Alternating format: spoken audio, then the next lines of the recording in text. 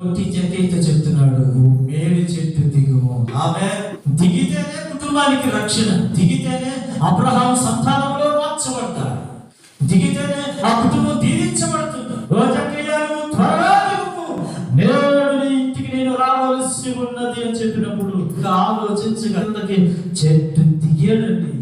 దిగాడు కాబట్టి ఆ కుటుంబం దీవించబడింది, దిగాడు కాబట్టి ఆ కుటుంబానికి రక్షణ వచ్చింది, దిగాడు కాబట్టి ఆ కుటుంబంలో ఉన్న శాపం తొలగిపోయింది, దిగాడు కాబట్టి ఆ కుటుంబంలో ఎన్నో సంవత్సరాలుగా కలవరాల మధ్యలో, సమస్యల మధ్యలో, దిగులు విచారంతో ఉన్న గవర్నమెంట్ ఉద్యోగి అయినను సమాధానం లేదు, సంతోషం లేదు, నెమ్మది లేదు. యేసును చూడాలని మేలు చెట్టు ఎక్కిన వ్యక్తి, ఎప్పుడు ప్రభు వస్తాడో ఎప్పుడు చూడాలని ఆశపడుతున్న వ్యక్తి చూస్తున్నాడు కానీ కనిపించట్లేదు. కారణం ఏంటంటే చెట్టు మీద ఉన్నాడు కానీ అనేక మంది యేసుతో ఉన్నారు కనుక యేసు ఎవరు, పేతురు ఎవరు, యోహాను ఎవరు గుర్తుపట్టలేని పరిస్థితిలో జక్కయ్య ఉంటే జక్కయ్య మీదకి నా యేసు కన్నులు వెళ్ళాయి. ఆమె